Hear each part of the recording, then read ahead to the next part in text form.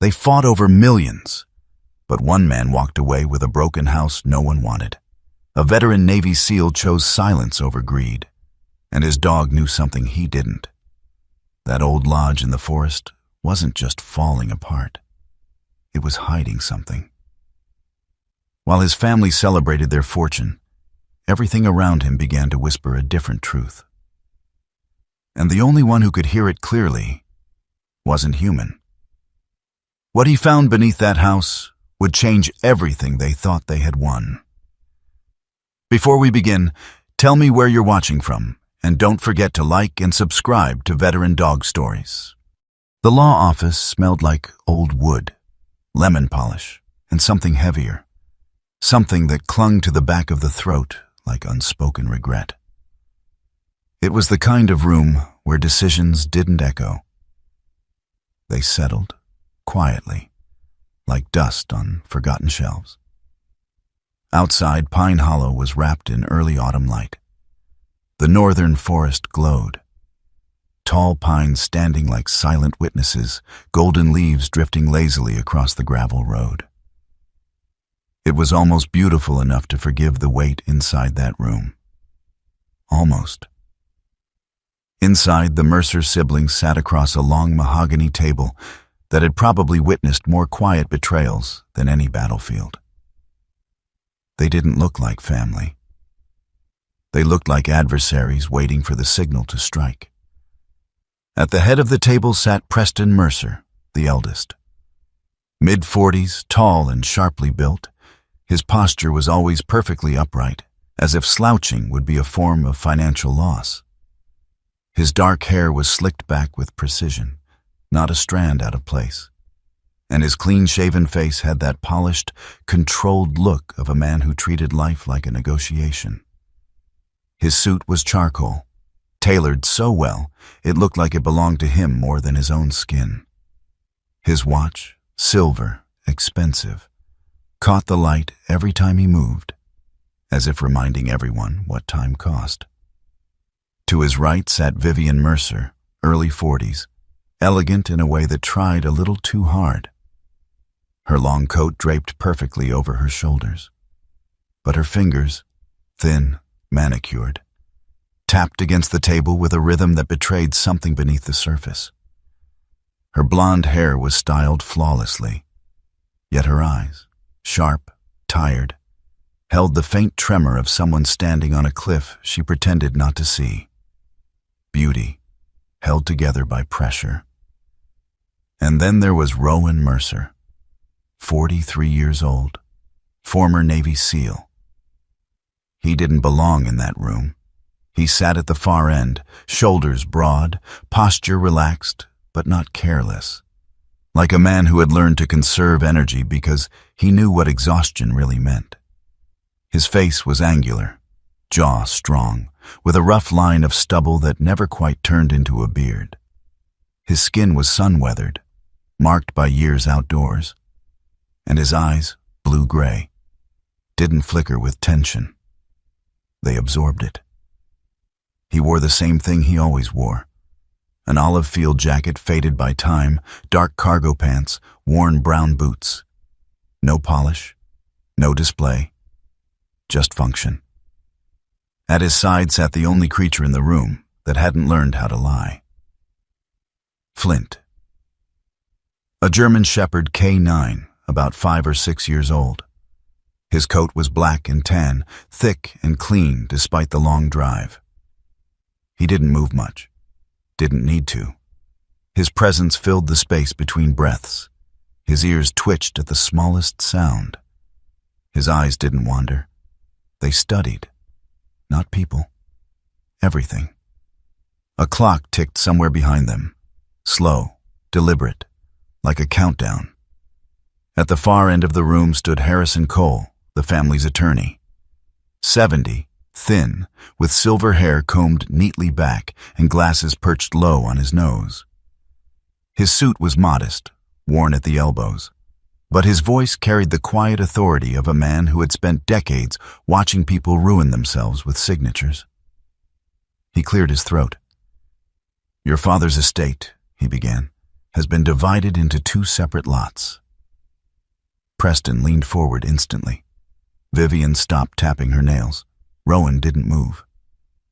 The first, Lot A, contains approximately $28 million in financial assets.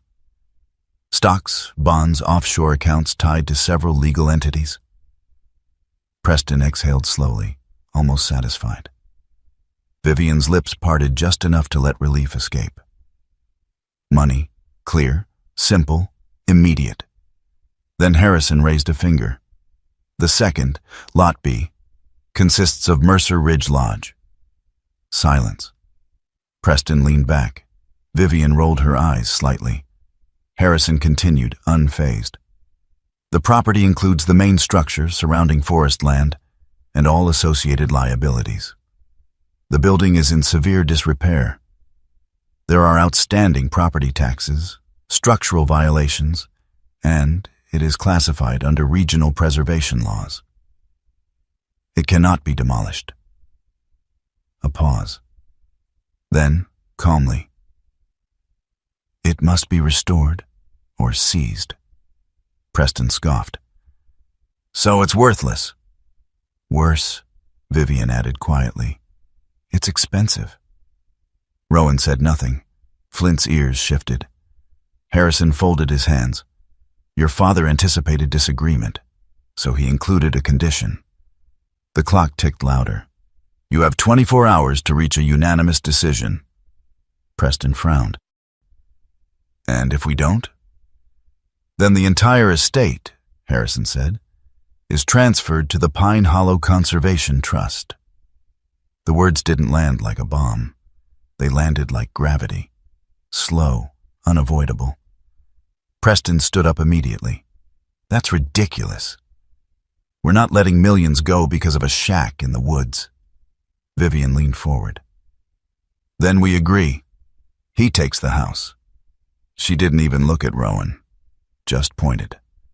Preston smirked. Makes sense. He likes the wilderness. Rowan watched them. No anger, no reaction, just observation. Flint stood up. No warning, no sound. He walked past Rowan, across the polished floor, toward the small wooden box resting beside Harrison's desk. The one holding the lodge keys.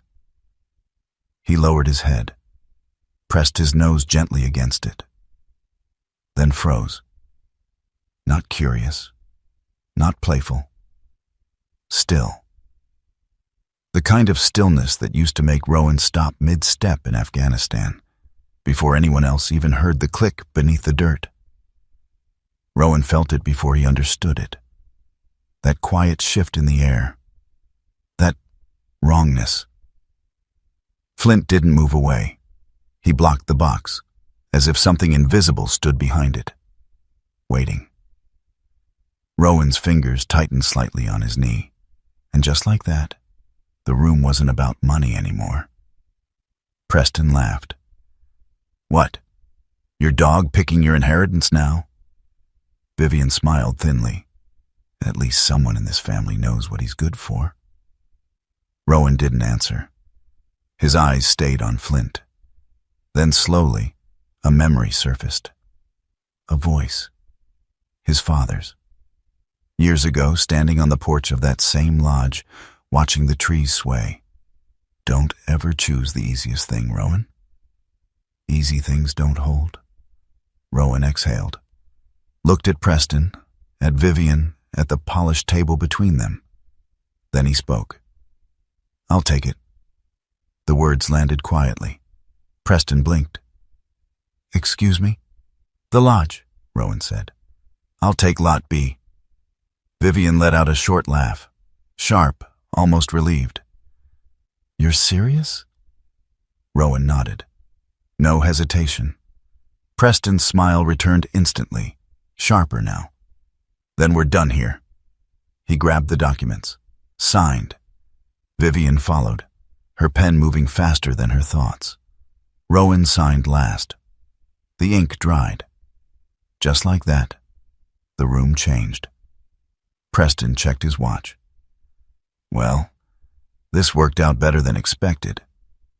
Vivian stood, adjusting her coat. You always did have a thing for lost causes, Rowan. Neither of them said goodbye. They walked out, already reaching for their phones, already planning what to do with money they hadn't even touched yet. The door closed. Silence returned. Harrison Cole looked at Rowan for a long moment. You understand what you've done, he said quietly. Rowan stood. Flint returned to his side. I do. Harrison hesitated, then slid the small wooden box across the table. Inside, old brass keys. Cold, heavy, real. Rowan picked them up. For a brief second, he thought he saw something in Harrison's eyes. Not pity. Something else. Something closer to respect. Outside, the wind moved through the pines. Flint stepped toward the door first. Rowan followed. As they walked out into the light, the world felt quieter. Not easier. Just clearer. Somewhere behind him, a clock stopped ticking. And for the first time since the funeral, Rowan didn't feel like he had lost something. He felt like he had stepped into something unfinished. Flint paused on the steps, looked back at him once. Not questioning, confirming. Rowan gave the smallest nod, the kind only a soldier or a dog would understand. And together, they walked toward the road that led into the forest. Toward a place everyone else had already abandoned. The road into Mercer Ridge Lodge narrowed until it was barely a road at all. Just two worn tracks cutting through tall northern pines that seemed to lean inward, as if guarding something they had watched for too long. Rowan Mercer drove slowly, his old pickup truck rumbling over roots and stone. The sunlight filtered through the trees in fractured beams, touching the ground in scattered gold. It should have felt peaceful. It didn't. Flint sat upright in the passenger seat, body still, head slightly forward. His ears shifted constantly, catching things Rowan couldn't hear. The dog wasn't tense, but he wasn't relaxed either. He was alert. That in-between state Rowan knew too well. They reached the clearing just before dusk. Mercer Ridge Lodge stood there like a memory someone had tried to erase but failed. The structure was large, larger than Rowan remembered from childhood. But time had not been kind. The roof sagged in the middle, shingles missing like broken teeth. The wooden walls had darkened unevenly, stained by years of rain and neglect. One side of the porch had collapsed inward. The beams splintered like snapped bones. Windows stared out empty and cracked. The place didn't feel abandoned. It felt paused. Rowan stepped out of the truck, boots crunching on gravel and fallen needles. He stood still for a moment, letting the silence settle around him. Flint jumped down beside him.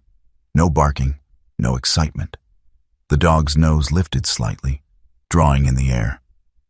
Then he moved, not toward the front door, but around the side of the house. Slow and deliberate, Rowan followed. The ground near the foundation was uneven, the soil shifting where roots had begun to reclaim what man had built. Moss crept up along the stone base, thick and damp. Flint stopped, lowered his head, inhaled, then took 2 steps back and sat down, not resting, waiting. Rowan crouched beside him, placing a hand gently against the dog's neck. Flint's muscles were tight under his fingers. Not fear, not aggression, recognition. Yeah, Rowan muttered quietly. I feel it too. He didn't know what it was, but he didn't argue with it. They circled back to the front. The door resisted when Rowan pushed it open, wood groaning as if reluctant to move. The hinges protested, the sound echoing into the hollow interior. Dust floated in the air, catching the last of the evening light. The inside was worse. Furniture lay draped in moldy sheets. Some collapsed entirely. The smell was thick, damp wood, mildew, something faintly metallic buried beneath it all. The floor creaked under every step, some boards dipping dangerously. Rowan moved slowly, scanning, not for beauty, for threats. Old habits didn't disappear, they just changed environments. Flint moved ahead of him, stepping lightly, his paws almost silent against the warped wood. Occasionally he would pause, glance back. Not for permission, but for confirmation. They cleared the main room. Kitchen, rotted cabinets, rusted sink. Dining area, table half collapsed, chairs missing legs. Then the fireplace. Large, stone, dominant in the room. Rowan stopped. Not because he saw something, because Flint did. The dog approached the fireplace slowly, nose low, tail still. He sniffed along the stone, tracing an invisible line only he could sense. Then he froze. One paw lifted slightly off the ground, a signal Rowan hadn't seen in years, the same signal Flint used when something was buried. Something real. Rowan stepped closer. "Easy," he said, voice calm. Flint didn't move. His eyes stayed fixed on a specific section near the base of the stone wall. Rowan reached out, touching the surface. Cold, rough. Nothing unusual, at least to sight. But Flint shifted again. Then, gently, he scratched. Not digging, not aggressive, just pointing. Rowan leaned closer, his breath slowing. That faint metallic smell again. Not strong, but there, under the damp, under the rot. Something else lived in this place. Night fell quickly.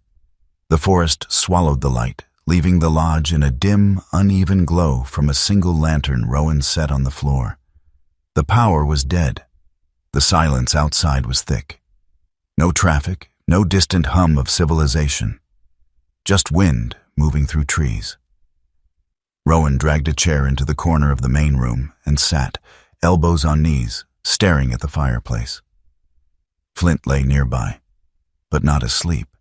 His head rested on his paws, eyes open, watching.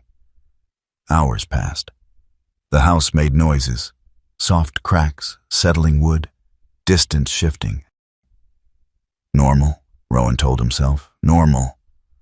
But something about the fireplace kept pulling his attention back. He stood, walked toward it again, ran his hand along the stone. Nothing.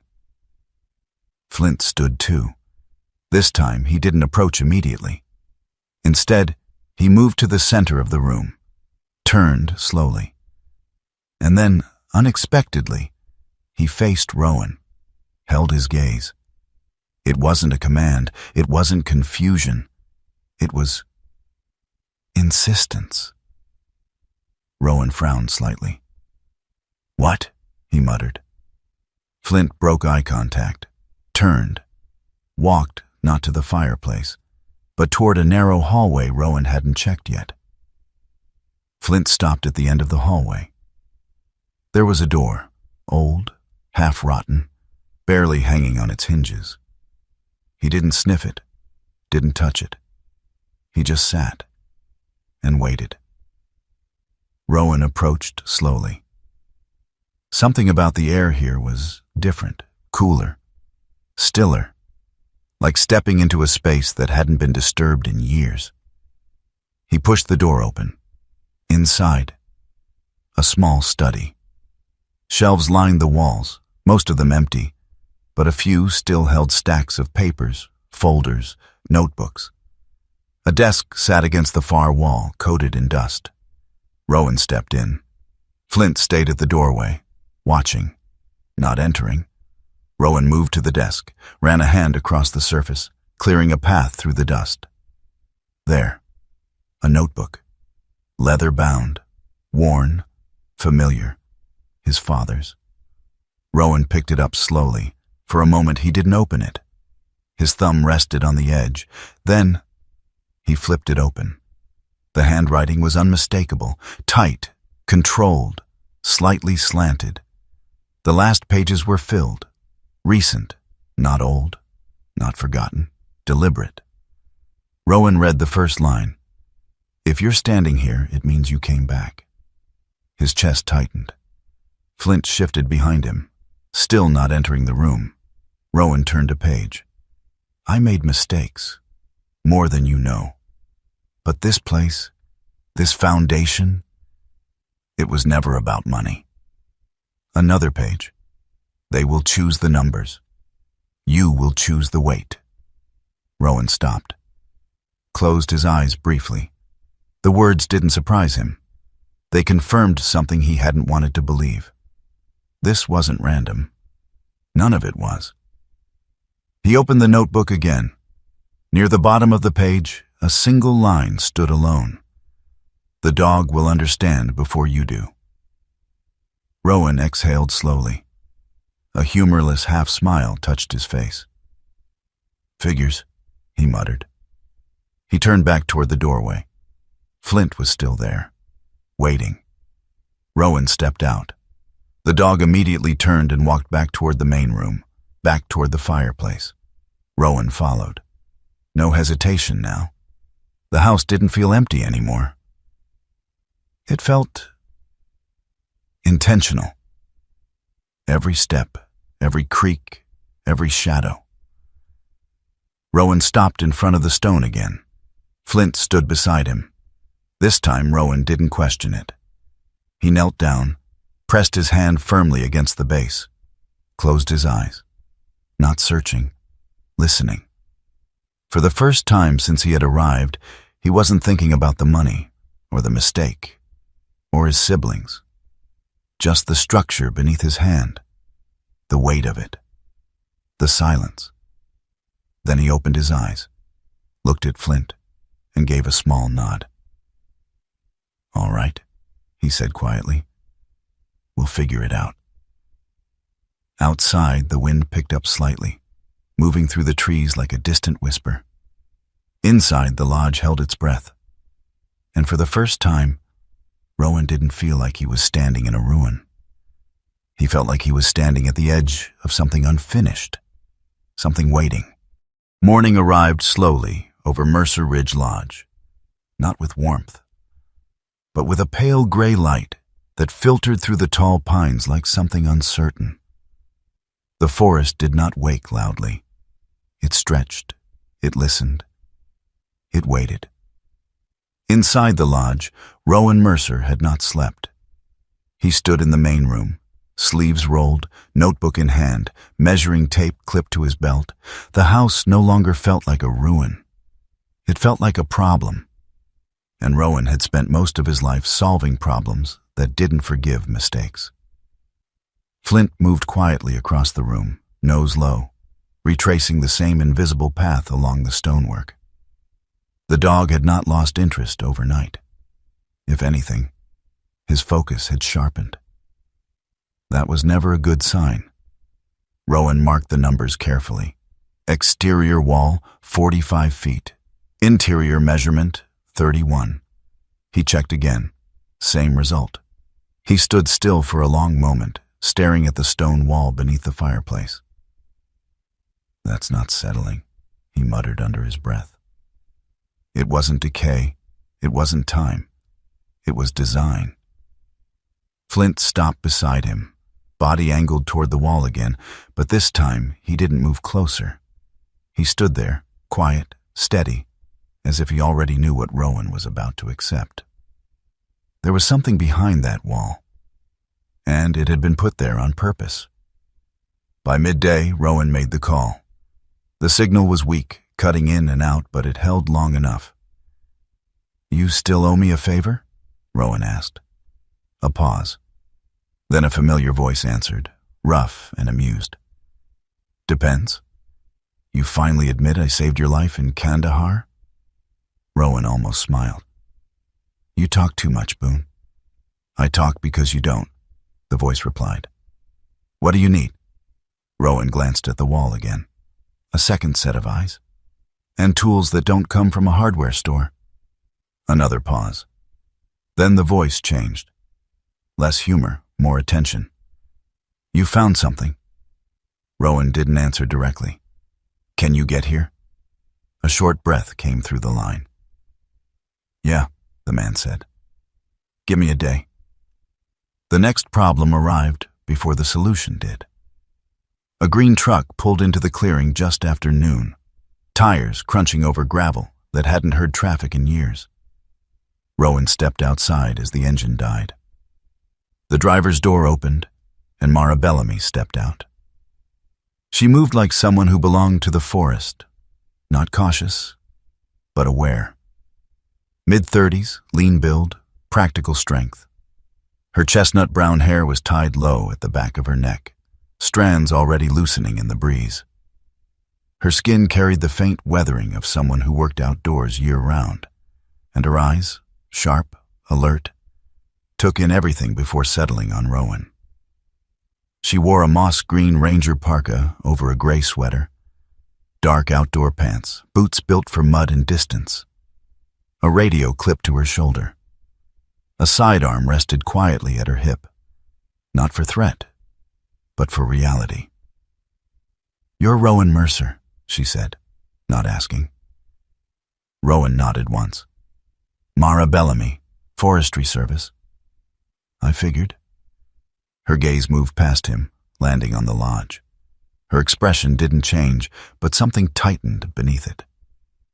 You're aware this property is under preservation status, she said. That means no structural modification without clearance. Rowan leaned lightly against the porch post. Good thing I haven't modified anything yet. Her eyes flicked to the open door, then to Flint, who had stepped out beside Rowan, standing still, watching her. Mara paused for half a second.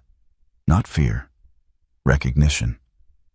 That dog, she said quietly. K9? Used to be. She nodded once, as if that explained more than Rowan had said. Then her attention returned to him. I've seen what happens when people try to fix places like this, she said. They tear out what matters because they don't understand it. Rowan didn't argue. He just reached into his jacket and pulled out a folded document. Silas Mercer's property filings. Mara took it.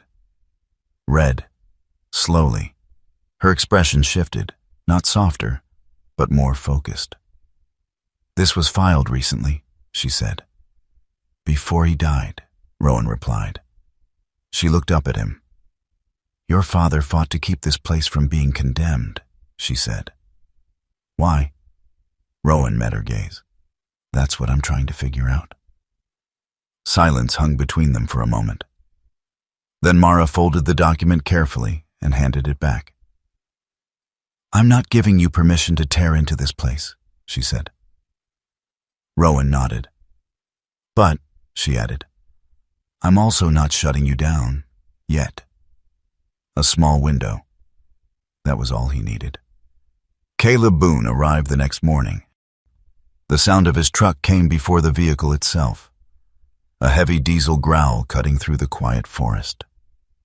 When he stepped out, he looked exactly like Rowan remembered.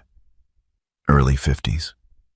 Broad-shouldered, thick arms, the kind of strength that didn't come from a gym, but from years of lifting things that didn't want to move.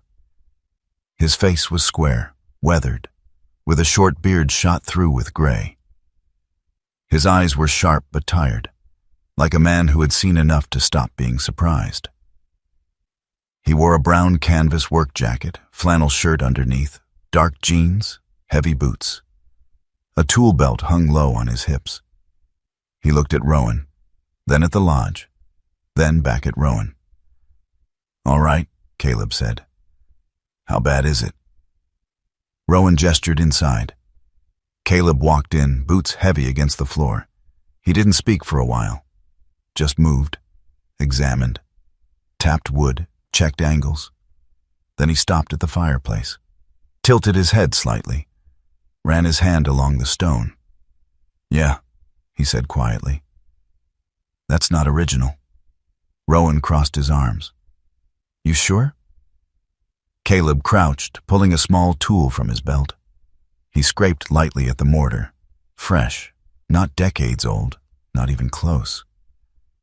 This section was sealed, Caleb said, and not by someone sloppy. Flint stepped closer, standing beside him. Caleb glanced at the dog. "He's been doing that all day?" he asked.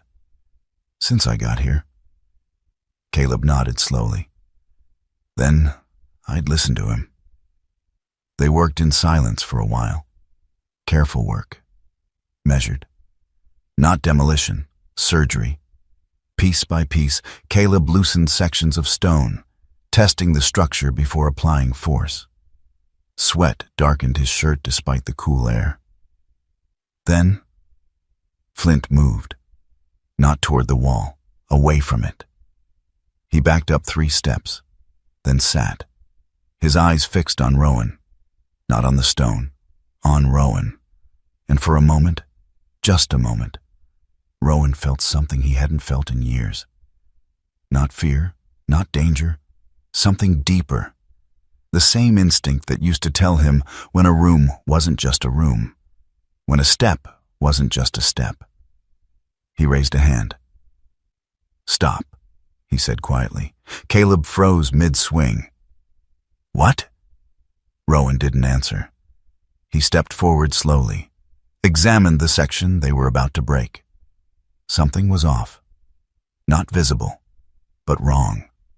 He crouched, tapped the stone, listened, then moved 6 inches to the left. Tapped again. Hollow. He looked back at Flint. The dog didn't move, just watched. Rowan exhaled slowly. "Here," he said. Caleb adjusted position, swung once. The sound was different. Crack. Not solid impact. Fracture. Another swing. The stone shifted. And then, with a dull, heavy break, a section gave way. Cold air rushed out. Not damp, not stale. Cold, dry, ancient. Caleb stepped back instinctively. "What the hell?" Rowan didn't answer. Flint stood. But he didn't advance. He held position, as if the threshold itself mattered. They widened the opening carefully. Brick gave way to darkness. A void. Not collapse. Space. Deliberate space. Rowan stepped closer, crouching at the edge. The air that came from within carried a different scent. Metal, dust, something preserved. Not rot, not decay. Storage. Caleb leaned in, peering over Rowan's shoulder. "You don't build something like this by accident," he said quietly. Rowan nodded. No disagreement, no surprise, just confirmation. He reached into his pocket, pulled out a flashlight, and clicked it on. The beam cut through the darkness. Stairs, narrow, descending, stone-lined, old, but intact. Rowan held the light steady, didn't move yet, didn't rush. He had learned that the first step into the unknown was rarely the most dangerous. It was the second. Flint stepped forward then, just 1 step, stopping at Rowan's side. Not blocking, not warning, present. Rowan looked at him, then back at the stairs. And for the first time since he had taken the lodge, something inside him settled. Not because he understood, but because he knew. He was exactly where he was supposed to be. "All right," he said quietly. Caleb let out a breath behind him. "You go first," he muttered. Rowan almost smiled. He adjusted his grip on the flashlight and stepped toward the darkness. The air below the lodge did not smell like decay. It smelled like something preserved. Rowan Mercer stood at the base of the narrow stone stairs, flashlight steady in his hand, beam cutting through the darkness in a clean, unwavering line. Behind him, Caleb Boone shifted his weight slightly, boots scraping against the stone with a dull echo. Above them, the lodge creaked faintly, distant now, like a different world. Flint descended first. Not quickly, not cautiously, purposefully. His body lowered as he stepped, each paw placed with careful precision. His ears tilted forward, catching the quiet in a way Rowan had learned to trust long ago. This wasn't the alert posture of danger. It was recognition. Rowan followed. Each step down felt deliberate, heavier than the last, not because of the weight of the structure, but because something inside him had already begun to shift. The deeper he went, the less this felt like discovery, and the more it felt like arrival. The stairs opened into a chamber, not large, not elaborate, but built with intention. Stone walls lined cleanly, reinforced with timber beams that had aged without collapsing. The ground was packed earth, dry and level. Dust rested lightly over everything, undisturbed for years, maybe decades. But it wasn't empty. Crates, metal, wood, stacked with order, not chaos. Rowan stepped forward slowly, sweeping the light across the room. Nothing had been thrown together here. Everything had been placed. Caleb let out a low breath. This wasn't hiding, he muttered. This was storage. Rowan didn't respond. Flint had already moved, straight to the far left corner. He didn't sniff every crate, didn't wander. He chose. 3 containers, smaller than the rest, set slightly apart. Rowan approached them, crouching down. His hand rested briefly on the first lid. The metal was cool, not just from the air, but from time. Caleb stepped beside him, wiping his hands against his jeans. "Moment of truth," he said. Rowan nodded once. "Open it." The latch resisted slightly, then gave. Caleb lifted the lid. For a second, no one spoke. The flashlight beam hit the surface and bounced back. Dull yellow. Not polished, not pristine. Real. Gold. Not stacked like a fantasy, not overflowing. Just enough. Heavy bars laid side by side, each one worn with faint marks, edges softened by handling long ago. Caleb let out a quiet whistle. "That's not decoration." Rowan reached in, lifting one bar. It dragged slightly against the others, weight answering before his mind could. Solid, unmistakable. Flint didn't react. He didn't even look. Instead, he turned his head toward the second crate. Rowan followed his gaze. "Next one," he said. Caleb closed the first and moved to the second container. This one was wooden, reinforced with iron bands. The lid creaked open. Inside, paper. But not ordinary paper. Thick, sealed, organized in bundles tied with faded twine. Rowan pulled one free, brushing dust aside. His eyes moved quickly across the surface. Land deeds, mineral rights, water access claims. Survey maps stamped with dates older than he expected. Caleb leaned over his shoulder. "That's not junk," he said. "That's control." Rowan didn't look up. He kept reading. Names of companies, old agreements, signatures. Silas Mercer, over and over. This wasn't inheritance. This was a ledger of something much larger. Flint shifted again. Not impatient, directed. Toward the third crate. Rowan set the papers down carefully, moved to the final container, opened it. This one told the truth plainly. A thin layer of gold rested on top. But beneath it, more documents, more records, more proof. The gold was visible. The value beneath it was not. Rowan exhaled slowly. Understanding didn't come all at once.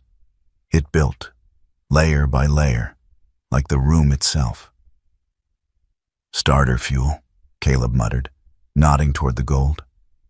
"And the rest?" He didn't finish. He didn't need to. Rowan already knew.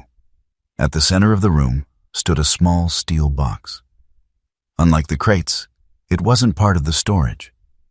It was separate, deliberate. Flint approached it this time. Slowly, he nudged it once with his nose, then stepped back and sat. Rowan walked forward, knelt. His fingers hovered over the lid for a moment before opening it. Inside, a single envelope, heavy paper, sealed, his name written across the front, not printed, not formal, personal. Rowan didn't rush. He broke the seal carefully, unfolding the letter inside. The handwriting was steady, familiar. His father's voice captured in ink. Rowan read. Silas Mercer didn't apologize. He didn't explain everything. He didn't need to. He laid it out simply. The money in Lot A wasn't clean. It was tied to entities under scrutiny. Tax exposure, legal risk. The kind that didn't surface immediately. But when it did, it took everything with it. Rowan's jaw tightened slightly. He could see it now. The structure, the setup. Not a trap, a mirror. Silas had known what each of them would choose, and built the outcome around it. Rowan turned the page, then stopped. One line, simple, direct. I did not leave you wealth. I left you time. Flint stood suddenly, not alarmed, not aggressive, but aware. He turned, not toward Rowan, but toward the far wall of the chamber, a section Rowan hadn't examined yet. The dog walked to it slowly, stopped, then did something Rowan hadn't seen before. Flint pressed his head gently, firmly, against the stone. Not sniffing, not scratching, just contact. Holding it there, eyes closed. For a moment that stretched longer than it should have, Rowan felt it again. That quiet shift. That subtle, impossible sensation that something unseen had just acknowledged them. Not a threat, not a warning, a presence. Gone as quickly as it came. Flint stepped back, opened his eyes, and returned to Rowan's side. Nothing else moved. Nothing else changed. But the room felt different. Rowan folded the letter slowly, placed it back into the box. He didn't need to read further to understand. This wasn't about luck. It wasn't about being chosen. It was about being expected. Caleb rubbed the back of his neck, still scanning the crates. So let me get this straight, he said. Your old man knew they'd go for the money. Rowan nodded once. And he knew you wouldn't. Rowan didn't answer immediately. His eyes moved across the room again. The gold, the documents, the structure. Then finally, Flint, sitting calmly, watching. I don't think it was about what I do, Rowan said quietly. Caleb frowned. Then what? Rowan stood, picked up one of the gold bars again, weighed it in his hand, then set it back. About what I wouldn't do. Caleb studied him for a moment, then gave a slow nod. Yeah, he said. That sounds about right. They didn't take anything immediately, not yet. Rowan wasn't reckless, not with something this deliberate. He closed each crate carefully, marked their positions, turned back toward the stairs. Flint moved ahead again. No hesitation, no fear, just direction. As they climbed back toward the light, the forest above seemed quieter than before. Or maybe Rowan had just learned how to listen differently. At the top, he paused, looked back down into the darkness. For a brief second, he thought of Preston, of Vivian, of the choice they had made. Not wrong, just incomplete. He turned away, stepped fully into the light, and for the first time since the lawyer's office. Rowan didn't feel like he had lost anything. He felt like he had been given exactly what he needed. Not more, not less. Just enough. Flint stepped beside him, shoulder brushing lightly against Rowan's leg. A simple gesture, grounding. Rowan glanced down. "Yeah," he said quietly. "We'll do it right." The wind moved through the trees again. This time, it didn't sound like a warning. It sounded like agreement. The first bill arrived before the roof stopped leaking. It came folded in stiff white paper, stamped with the county seal. Slipped through the cracked mailbox at the edge of the overgrown path. Rowan Mercer held it between his fingers for a moment before opening it, already knowing what it would say. Delinquent taxes, structural violations, notices written in language that sounded polite but carried the quiet threat of erasure. He stood on the porch, the wood groaning beneath his boots, and looked out over the clearing. The forest didn't care about paperwork. The wind moved the same whether a man owned the land or lost it. Flint sat beside him, watching. Not the paper, not the house, but Rowan. Always Rowan. Rowan exhaled slowly, folding the notice once, twice, slipping it into his jacket pocket. There was enough gold below to fix the immediate problem. Enough to breathe, not enough to be careless. Inside, Caleb Boone was already working. He had stripped off his jacket, sleeves rolled, sweat darkening the flannel across his back despite the cool air. His movements were efficient. No wasted effort, no hesitation. He dismantled damaged sections of wall with the quiet patience of someone who knew that fixing something properly meant understanding how it had been built in the first place. "Roof's worse than it looked," Caleb called without turning. "You're not patching that. You're replacing sections." Rowan nodded. "One section at a time?" Caleb snorted. "That's one way to say you're broke." Rowan didn't argue. He wasn't offended by the truth. He had lived with less. The first time Rowan left the lodge after discovering the hidden chamber, it wasn't for supplies. It was for a conversation he didn't want to have. He drove into Pine Hollow, the small town sitting like a quiet afterthought at the edge of the forest. Wooden storefronts, a single gas station, a diner that hadn't changed its sign in decades. The kind of place where people noticed you, but didn't ask questions unless they had to. The workshop sat at the far end of town. No sign. Just a narrow building with a faded door and a small, dusty window. Rowan stepped inside. The smell hit first. Metal, oil, old wood, not unpleasant. Just honest. Behind the counter stood Elias Boone, 72 years old. Thin, almost fragile at a glance, but the kind of fragile that came from time, not weakness.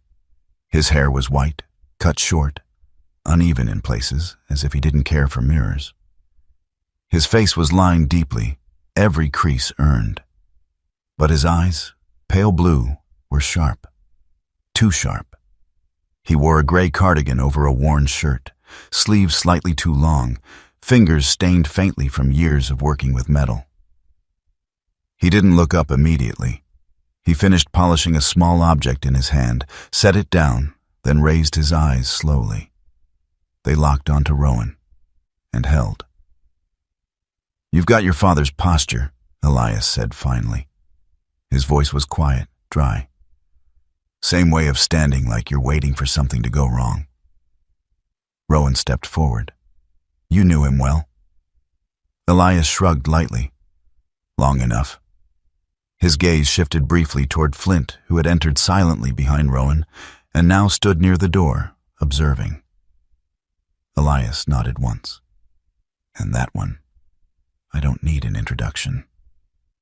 Flint didn't react. Rowan reached into his jacket, placed a single gold bar on the counter. Elias didn't touch it right away. He looked at Rowan first. "Where?" Rowan met his gaze. "Somewhere that matters." A faint smile, barely there. That's what I was afraid of. Elias picked up the gold, turning it slowly under the light. His fingers were careful, respectful, not greedy.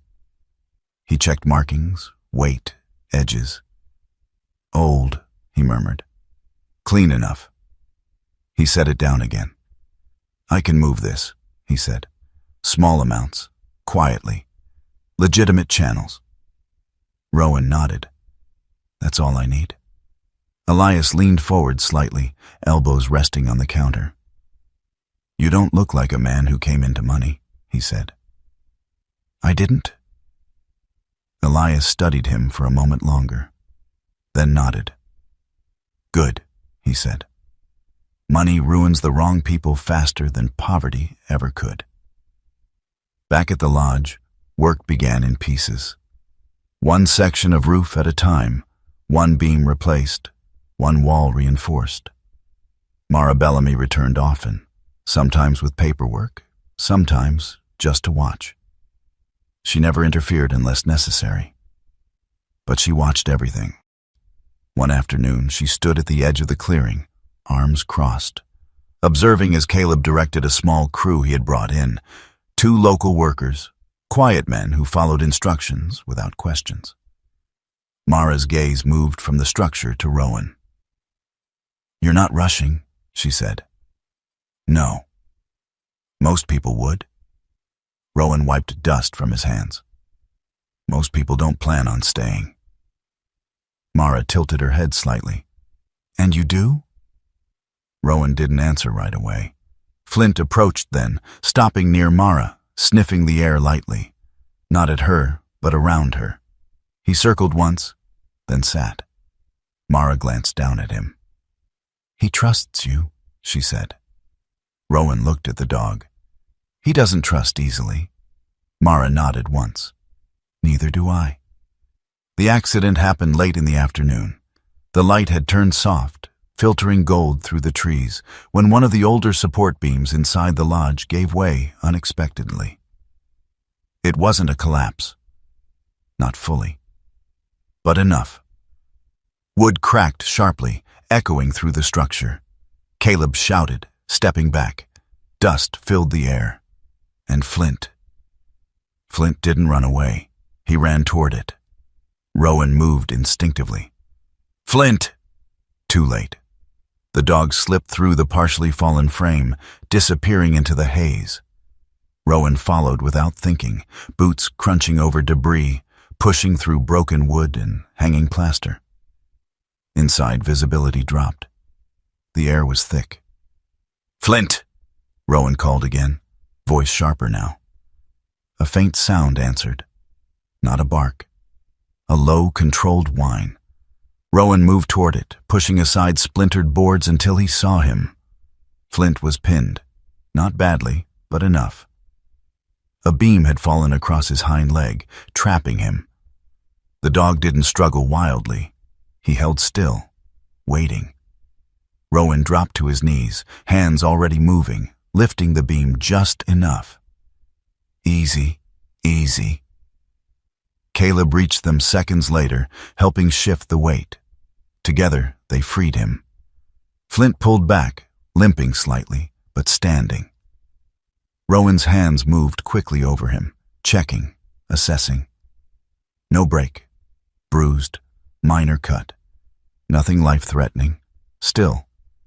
Rowan stayed there longer than necessary, one hand resting against the dog's neck, breathing slower, grounding himself. Around them, the lodge creaked again. Caleb wiped dust from his face. He went straight in, he muttered. Didn't hesitate. Rowan didn't look up. I know.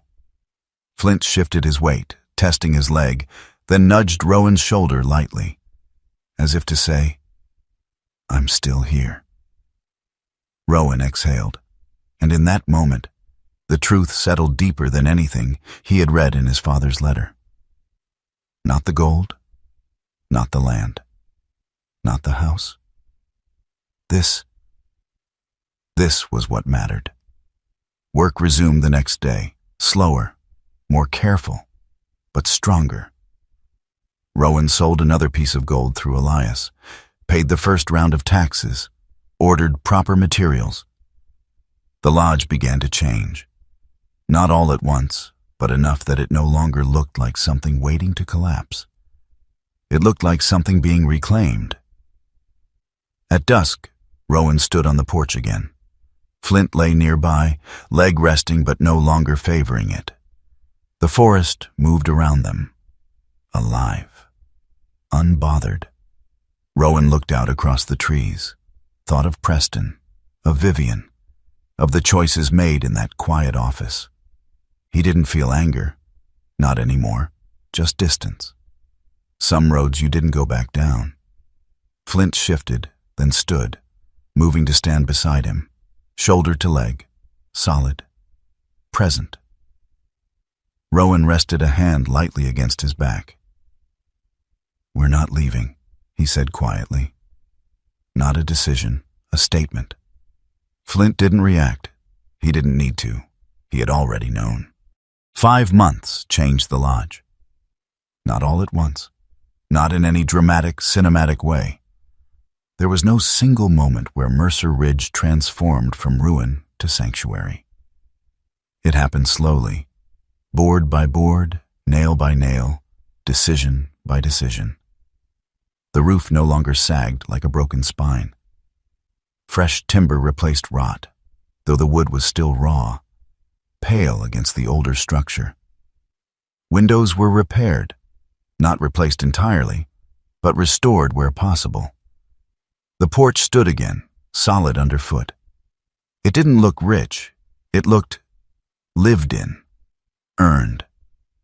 Rowan Mercer stood at the edge of the clearing one early morning, coffee in hand, watching the mist drift low between the trees.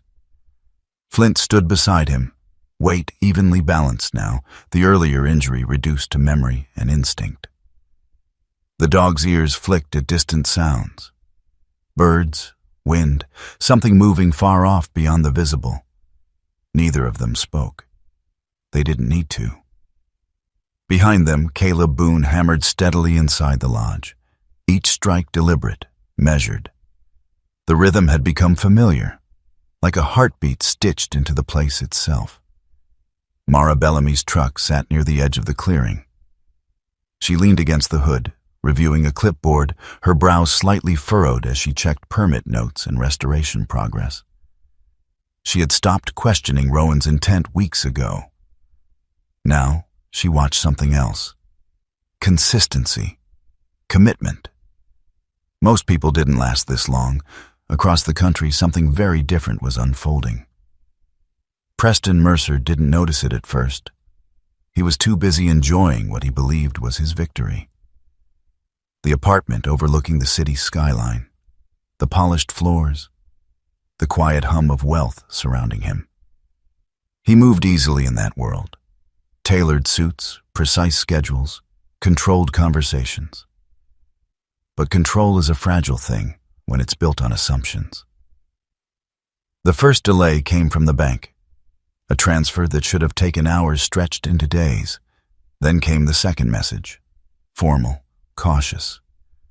Additional verification required. Preston didn't panic. He called, he pushed. He reminded them who he was. The third call was different. No answers, just deflection. And then, silence. Vivian Mercer noticed before he did. She always felt shifts in stability faster than she understood them. She had already spent part of her share, refinancing debts, maintaining appearances, preserving a life that depended on illusion more than substance. Her home looked perfect. Her world felt intact. Until it didn't. The first notification came late at night. Account review. The second came in the morning. Temporary hold. The third came with no explanation at all. Frozen. She stared at the screen for a long time. Then called Preston. This time, he didn't sound in control. The news broke quietly at first. A small article, a mention of financial irregularities. Then a larger one, then names, then numbers. And suddenly, what had been private became public, federal investigation, tax exposure, asset seizure. Words that didn't disappear once spoken. It was early afternoon when Rowan heard the car. Not Caleb's truck. Not Mara's. Something different. Flint heard it first. He stepped forward from the porch, body shifting. Not aggressive, not defensive. Aware. Rowan set his coffee down, watched the narrow road through the trees.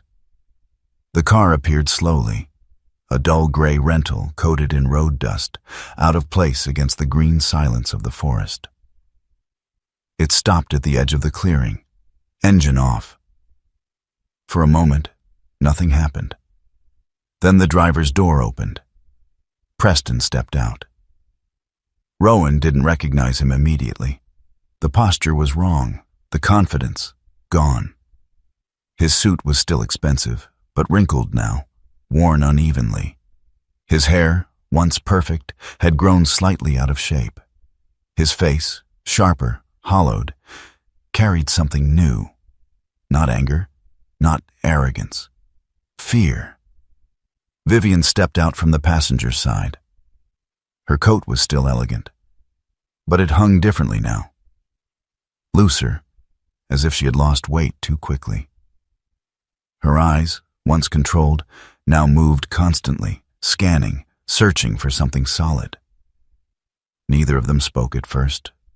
They just stood there, looking at the lodge, at the work, at what had become of the thing they had dismissed.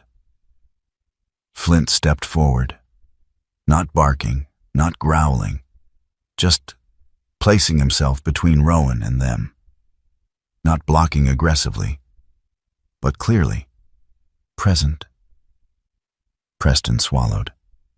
"Rowan," he said. His voice cracked slightly. Just once, Rowan didn't move. He stood where he was, hands resting loosely at his sides. Caleb stepped out of the doorway behind him, wiping his hands on a rag, eyes narrowing slightly as he assessed the situation. Mara remained near her truck, watching, not interfering. No one rushed. No one escalated. Preston took a step forward, then stopped, like he had remembered something, or realized something. "We need to talk," he said. Rowan nodded once. "Talk." Preston glanced briefly at Flint, then back at Rowan. "There's been complications," he began. Rowan said nothing. Vivian stepped forward instead. Her voice was softer, fragile. "The accounts," she said. "They're frozen. Everything is under investigation." Rowan's expression didn't change. "We didn't know," she added quickly. "We didn't see it. The paperwork, it wasn't clear." "It was clear," Rowan said calmly. The words weren't sharp, just final. Preston exhaled, running a hand through his hair. "We made a mistake," he admitted. It sounded unnatural in his voice, like a language he hadn't practiced. Rowan watched him, not with satisfaction, not with resentment, just distance. Vivian took another step. "Rowan, please," she said. "We need help." Flint shifted slightly, not moving forward, not retreating, just adjusting his stance, firm, grounded. Rowan looked at her, really looked this time, saw the exhaustion beneath the surface, the cracks in the carefully built image, the fear she couldn't hide anymore. "I can't fix that," he said. "You could," Preston snapped suddenly. "You found something here. You've got money. You've got resources." Rowan cut him off with a small shake of his head. "You're asking the wrong question." Preston stared at him. "Then what's the right one?" Rowan paused, then said quietly, "Why didn't you look closer?" Silence fell again. Not heavy, not explosive, just still. Vivian's eyes filled slightly. "We trusted what we saw," she whispered. Rowan nodded. That's the problem. Preston took a step forward again. Flint moved immediately. Not fast, not aggressive, just enough. A line drawn. Preston stopped. He looked down at the dog, then back at Rowan. Something passed through his expression. Recognition. Not of the dog, of the moment. "You're really not going to help us," he said. Rowan held his gaze. "No, not harsh, not emotional, just true." Preston looked away first. Vivian wiped at her eyes quickly, turning slightly, as if embarrassed by the reaction. For a moment, none of them moved. Then Rowan spoke again. "5 months ago," he said, "we all stood in the same room." Preston didn't respond. "You had a choice," Rowan continued. Vivian closed her eyes briefly. Rowan's voice remained steady. "So did I." Flint stood still beside him, unmoving, certain. Preston exhaled slowly, then nodded. Once, not agreement, acceptance. He turned back toward the car. Vivian hesitated, looked at Rowan one last time, like she wanted to say something else, then didn't. She followed her brother. The car door closed. The engine started, and slowly, they left. The sound faded quickly into the forest. Silence returned. But it wasn't the same silence as before. It was settled. Caleb stepped closer, glancing at Rowan. "You okay?" he asked. Rowan nodded. "Yeah." Mara approached as well, her gaze thoughtful. "That didn't look easy," she said. Rowan picked up his coffee again. It had gone cold. "Wasn't supposed to be." Flint returned to his side, brushing lightly against his leg. Not seeking reassurance, giving it. Rowan rested his hand briefly against the dog's back. The lodge stood behind them, stronger now, not perfect, but real. Rowan looked out toward the trees once more, not at what had been lost, not at what could have been, just at what was. And for the first time, he didn't feel like he owed anyone an explanation. Winter came quietly to Mercer Ridge. It didn't arrive with a storm or a warning. It settled in slowly, like a long breath finally released after months of holding tension. The forest shifted color first, green fading into muted grays and pale whites, branches thinning, sky widening through the skeletal outline of trees. The lodge stood in the clearing, no longer forgotten. Not perfect, but alive. Smoke curled gently from the rebuilt chimney in the early mornings. The porch held weight without complaint. Windows glowed faintly at night, not bright, not extravagant. Just enough to say someone was there. Someone had stayed. Rowan Mercer stood near the edge of the clearing, hands tucked into the pockets of his olive field jacket, breath visible in the cold air. The lines on his face hadn't softened, but something behind his eyes had. Not lighter, clearer. Flint moved beside him, slower now, not weak but measured. Age hadn't taken his strength yet, but it had begun to refine it. His coat had thickened for the winter, black and tan blending into the muted colors of the forest. His eyes remained the same, steady, alert, and impossibly present. A truck pulled up along the narrow path, not new, not polished, functional. Rowan didn't turn immediately. He already knew who it was. The door opened and Jonah Pike stepped out. Mid-50s, tall, broad-shouldered, but worn in a different way than Rowan. Where Rowan's strength came from discipline, Jonah's came from endurance. His face was lined deeply, skin rough from years of outdoor labor. His hair, once dark, had turned gray unevenly, cut short without much care. He wore a thick brown canvas jacket over a faded thermal shirt, heavy work pants, boots that had seen more winters than most people. His movements were slower, not weak, but deliberate, like a man who measured effort because he had learned what it cost. Jonah walked toward the porch, stopping a few steps away. He looked at the lodge, then at Rowan. "Didn't think anyone would bring this place back," he said. His voice carried gravel, years of smoking, years of silence, years of saying only what mattered. Rowan nodded once. "Didn't plan to," he replied. Jonah gave a short, humorless laugh. "Yeah," he said. "That's usually how it starts." Flint approached, stopping a few feet from Jonah. Not tense, not welcoming, just assessing. Jonah glanced down at the dog. "That one yours?" he asked. Rowan nodded. "Keeps me honest?" Jonah studied Flint for a moment longer, then gave a slight nod. Approval, or at least recognition. "Good," he said. "Places like this need that." The lodge had changed in ways that didn't show in blueprints.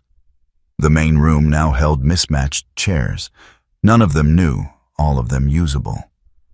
A long table stood near the fireplace, repaired but still bearing the marks of its past. The walls had been cleaned, not replaced. History wasn't erased, it was stabilized. And people had started coming. Not many, just enough. A man who had served too long and didn't know how to stop moving. Another who had stopped moving entirely and needed a reason to stand again.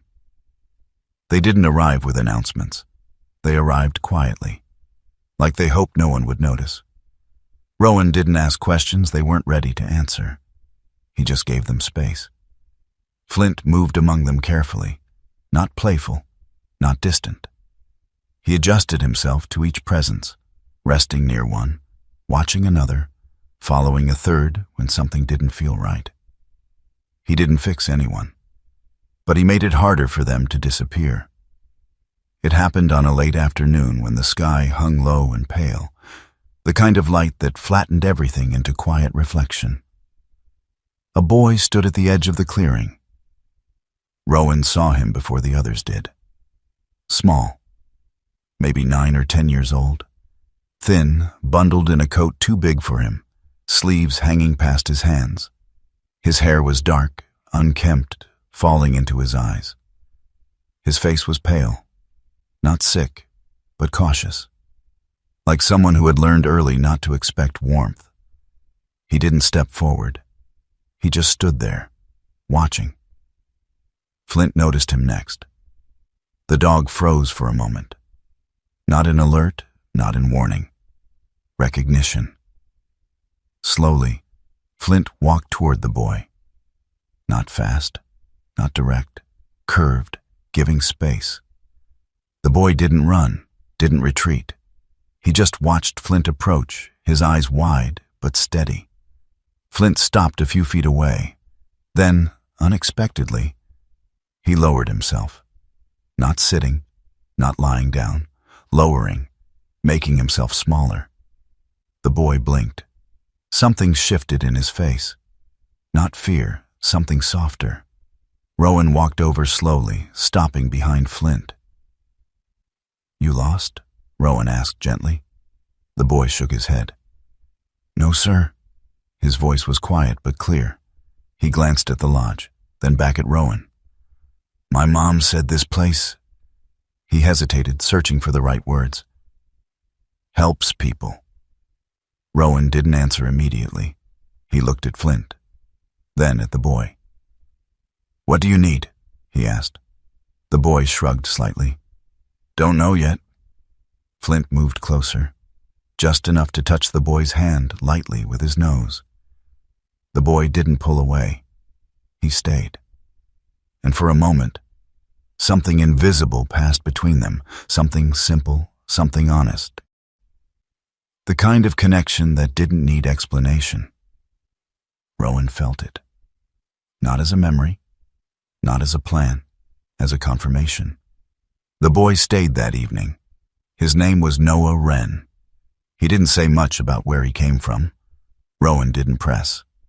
Mara later mentioned his mother had worked seasonal forestry jobs, moving often, never staying long enough to settle. Now she was gone. Not dramatically, not tragically in a way that made headlines. Just gone. Another quiet absence. Noah moved carefully through the lodge, touching things lightly like he wasn't sure they belonged to him. Flint stayed close. Not hovering, but never far. At dinner, Noah sat at the far end of the table, watching more than eating. Caleb told a story about a collapsed bridge he once rebuilt in the middle of a storm, exaggerating just enough to make it sound impossible. Jonah listened with a faint smile, shaking his head at the right moments. Noah didn't laugh, but he listened, and he stayed. That night, Rowan stepped out onto the porch again. The cold had deepened. The sky stretched clear, stars sharp against the dark. Flint lay near the steps, head resting on his paws, eyes open. Rowan leaned against the railing, looking out across the trees. Not searching, not waiting, just present. He thought about the chamber below, the gold, the documents, the choices. All of it still there, unchanged, but somehow smaller. Or maybe he had just grown past needing it to define anything. The door creaked softly behind him. Noah stepped out, wrapping his coat tighter. "Can't sleep?" Rowan asked. Noah shook his head. "Too quiet," he said. Rowan nodded. "Yeah." They stood there together for a while. No pressure, no questions, just shared silence. Then Noah spoke again. "Did you find treasure here?" he asked. Rowan didn't answer right away. He looked down at Flint. The dog shifted slightly, as if aware of the question. Rowan let out a slow breath. "Not the kind you're thinking of." Noah frowned slightly. "What kind, then?" Rowan rested his hands on the railing, thought about it, then said, "The kind you don't notice until you almost lose it."